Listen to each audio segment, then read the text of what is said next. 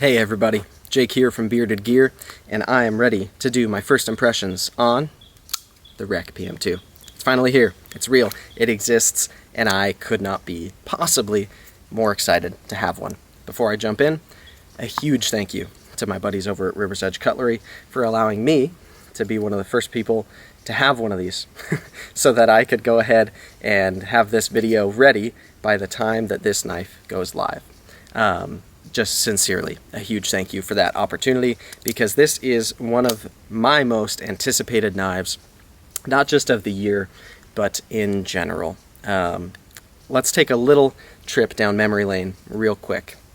I have a lot of ideas for how this video is going to go, but I haven't planned it, so this may go a little bit all over the place, but it's going to be my first impressions of the knife. So, if we take a trip down memory lane, the first video that I ever filmed on this YouTube channel was of the RECPM PM2. That was their previous exclusive Paramilitary 2, and I think it was the second video I posted, but for sure it was the first one that I filmed. It's a couple hundred yards from here in this very canyon, and I freaking adore that PM2. Up until now, that has been my favorite PM2 that has ever existed. It's probably about tied now. So, River's Edge Cutlery, they're just the absolute best. They are the ones who make exclusives like these happen. And this one has some exciting things about it, not just in the knife itself, but in the way they're going about it. So I want to talk a little bit about how this one is being handled from a logistics standpoint. And then I also just want to go over the knife itself, because oh my goodness, do I love this Paramilitary 2. What this won't be particularly is an overview of the PM2 as a knife in general. I'm going to assume that if you're watching this video, you're already, gosh, these bugs every time, man. I'm going to assume that you are already very familiar with the PM2 itself. I can't imagine there will be that many people stumbling upon the drop of this PM2 who aren't already kind of Spyderco enthusiasts. I don't imagine very many people this will be their first PM2. So, if you aren't familiar with the PM2 and you want to go watch a review of the PM2, that exists for me. I have a review of my other River's Edge Cutlery PM2 where I talk about my feelings about the model a little bit more, but to be as abrupt as I can about it, the PM2 is one of my absolute favorite knives in existence. For me, it is a fantastically balanced EDC knife, and I adore the model. It is a model that has a permanent place in my collection. I will always have a PM2. If I sold 90% of my collection and kept only a couple of knives, a PM2 would certainly be in it. So, that being said, let's talk about the way that this knife is going to be dropped, and then let's talk about the merits of this one and what's happening here, the materials, how I feel about that. So, I think it's worth stating that when River's Edge Cutlery announced just a few days ago, as of when I'm filming this, that this knife would be launched this week, as of when you're watching this, they kind of announced another unique thing about the drop that I've seen some mixed reactions on. What they stated was that it would be launching this week. If you're watching this video, that has happened. This video won't go live until the knife is live on Rec's site to buy. So if you didn't know it was live and you're happening to see this video right now and you want one of these, you should probably jump over there real quick, because they will not last long, and I imagine you might already be too late. Sorry. Anyways, when they announced this knife, or that it was coming out this week when this video is going live, they also announced that this would be an ongoing exclusive. So, a lot of times when a retailer does an exclusive with Spyderco, they do one run of the knife and then that's it. Sometimes they'll do a second run, but it's usually kind of up in the air as to whether they will. A few companies have done several runs of exclusives. I can think of, I think it was DLT Trading with their M391. Bento Box Shop tends to do ongoing exclusives for a long time. But oftentimes you don't really know whether that's going to be the case. So they might make only, like with River's Edge Cutlery's Para 3 in this exact spec, they only made a little over 400. And I don't think they have plans to make more, at least in the same exact configuration. They might, I've heard rumors that there may be more of those with a different blade steel or something. I don't know any of that for certain, and I'm not just being facetious. I legitimately don't know whether that will happen. But with this one, they were very direct. They said, we will continue to make this exclusive. We will order batch after batch after batch until the demand is met.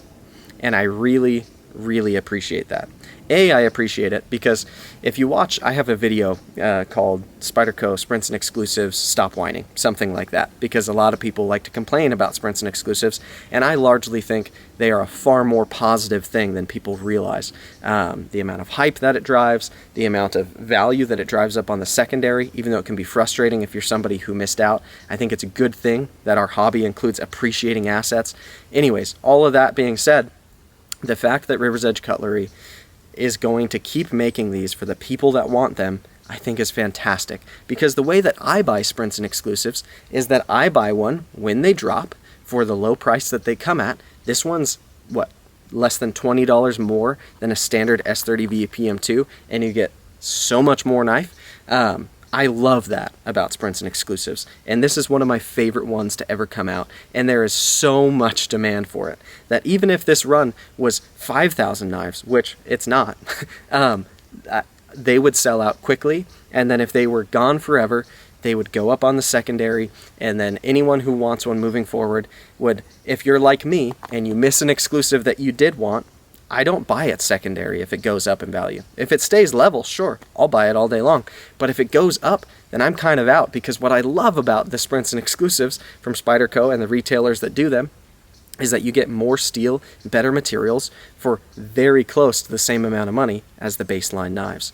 So the fact that they're going to be doing this over and over and over so that everyone who wants one has a chance to get one, and to get one right off the bat, and that with this launch, they're limiting it to one per household, so it can't just be 10 people buying 100 knives each and then flipping them out for a huge markup. Like, I get that it makes some of the scalpers mad and some of the flippers mad, and there's a debate to be had about those people existing in the community. That's not a game I like to play, so I don't care at all that this is kind of hampering the secondary market on them potentially.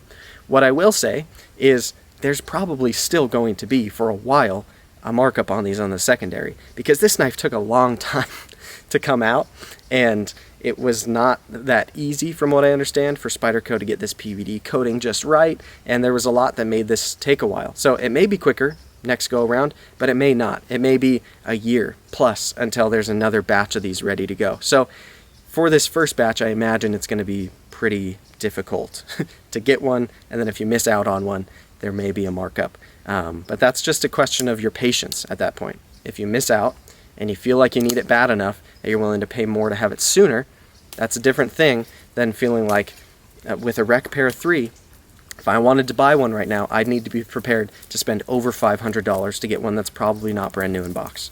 That's crazy, but they didn't make very many of them, and they're probably not making more. So it's just a supply and demand thing. I can't really be that mad at it. But I love that with this one, they're doing it a different way, and they're being upfront about it. They're letting everyone know right off the bat, hey, if you miss it, don't freak out. You got to be patient, you got to wait, but there will be more. I think that's an honorable way to do it, and I like that they're making an attempt to be as fair about it as they can conceivably be, and that they're being very transparent about the whole thing. I love that. So, all of that being said, let's talk a little bit about the knife as a whole. I adore this specification on this knife. It's just, there are companies that exist, mostly outside of the knife realm, but let's talk Benchmade for a second. Benchmade has an online configurator for certain models. In my opinion, they should have quite a few more of their models in it, but there are a couple of Benchmade's models that you can go on their site and you can do their, I think they call it the custom shop or something, and you can choose the materials, the colors, there's options for each component of the knife, and you can essentially configure your ideal version of the knife, down to the steel, the handle material, the colors, the anodizing, the coating, all of that you have control over. And it's a little bit costly compared to getting a just off-the-shelf knife, but you get to kind of make it yours, which is really cool. If I were to go on Spyderco's website and find that they had a configurator where I could design my own PM2, which I think they probably, I would argue they should do. I think that would be a worthwhile pursuit for them. But if I could go home right now, hop on my laptop, and I could build a PM2 on Spyderco's website, this color palette is what I would build. You probably aren't overly familiar with what I wear all the time. I doubt you guys are watching this for my outfits, but I happen to wear a lot of OD green. I'm wearing OD green pants right now, and I didn't even plan that. I also happen to wear a lot of flat dark earth. I happen to love these colors both for clothing, for gear, just in general. They're colors that I'm drawn to. Maybe it's part of it is that I love being out in places where these colors occur a lot, so it stimulates some part of my brain. I don't know, but to me, these are two of my favorite colors that exist for stuff in general. The fact that this knife not only has these colors, but they're done so freaking well. This OD Green G10 is perfect. I happen to really love PM2 G10. I like the level of grippiness that it gives. I don't find that the edges of a PM2 are harsh for me. I freaking love PM2 ergos, and this OD Green G10 is exactly what I want out of PM2 ergos. I will probably never change these scales on this knife, and this will be a forever PM2 for me. The coating on this blade looks ridiculously amazing. Like I said, I love flat dark earth. I think it looks incredible, but specifically the way this PVD is done, it has a different sensation to it than DLC. Not just because of the color, but it seems, I don't know if it's all in my head, but it legitimately seems like a thinner film over the blade.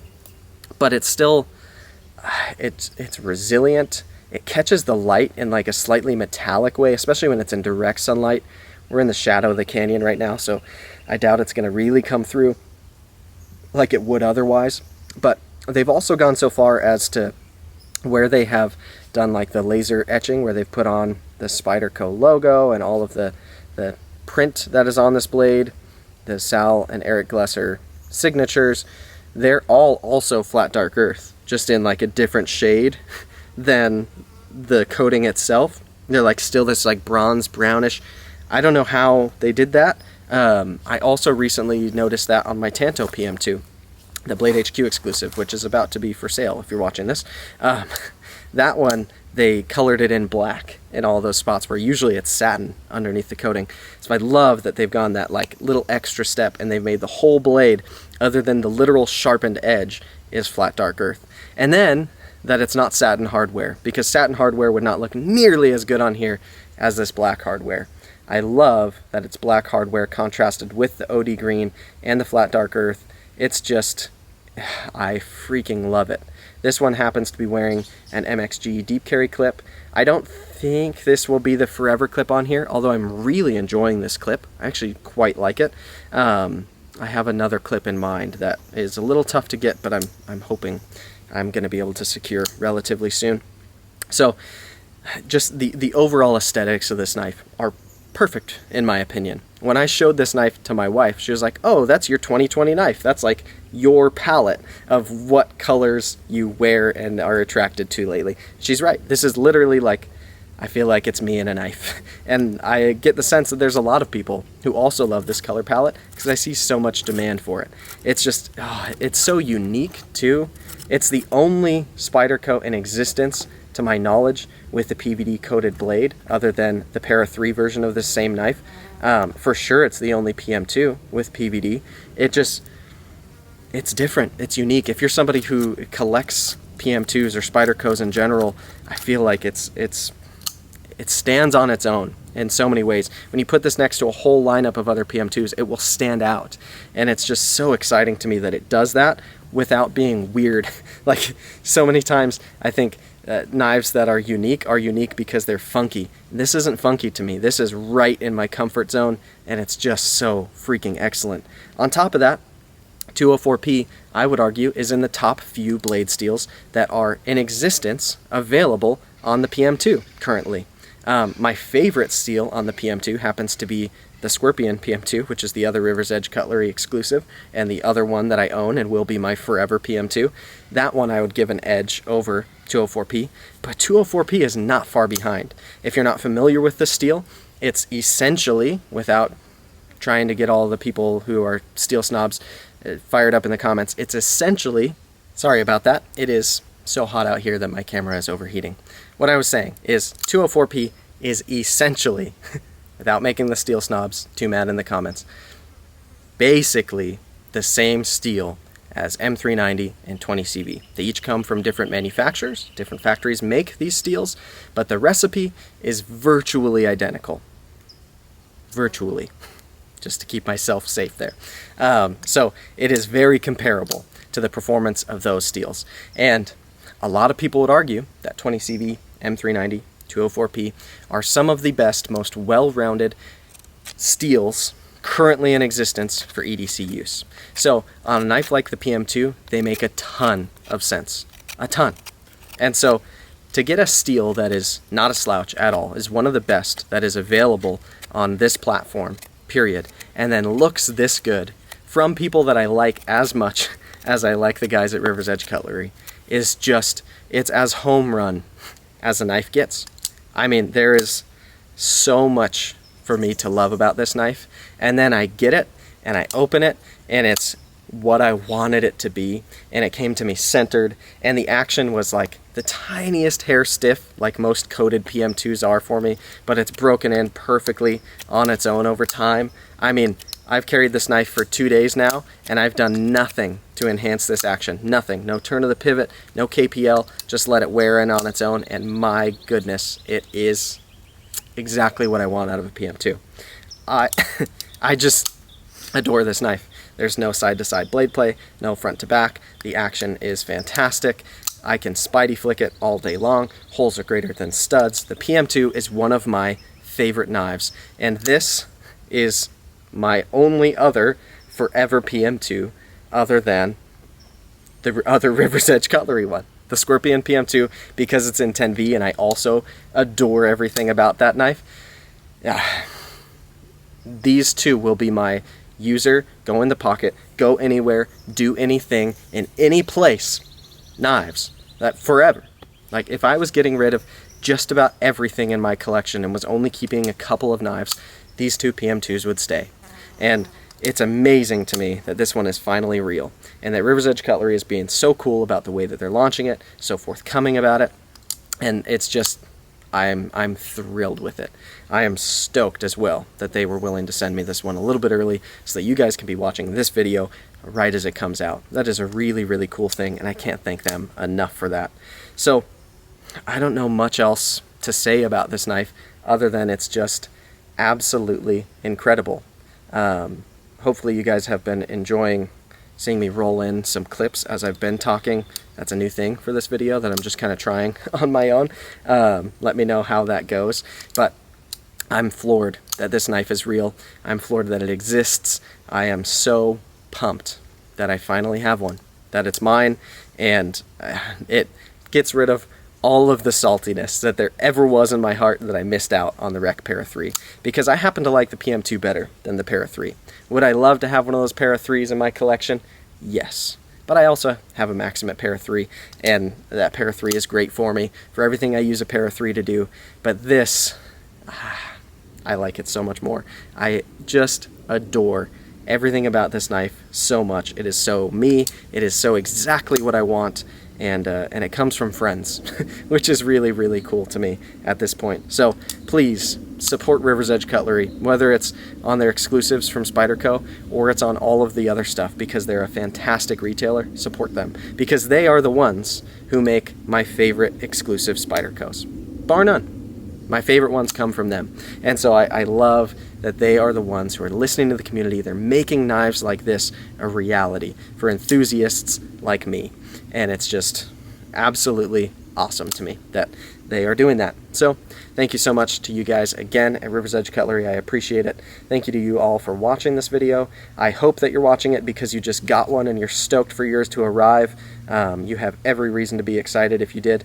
If you missed out and you're too late on this one and you want one, rest assured, it's just a patience game this time. There will be more of this knife, and you can get one, which I think is an absolutely great thing. But this is one of the absolute best PM2s that exists, in my opinion. It is one of the two that I will own forever, and I tend to be a little bit snobby with my preferences. So if yours line up to mine at all, I think you're going to adore this knife as well. Anyway, there will be a full review on this knife once I've had it in pocket for about a week. I'm going to be carrying this knife every day, you better believe it. It hasn't left my pocket since it got here because I'm just so stoked about it. So be on the lookout for that full review of this knife. It might just kind of be a repeat PM2 full review video. Maybe I'll show it side by side with the Scorpion PM2 a little more, but there will be more on this knife because I can't help but show it more. I freaking love it. So, thank you so much for watching. Thank you to all of my subscribers, Patreon patrons, Instagram followers, all of you. I appreciate you so much, and thank you for spending the time checking this out with me.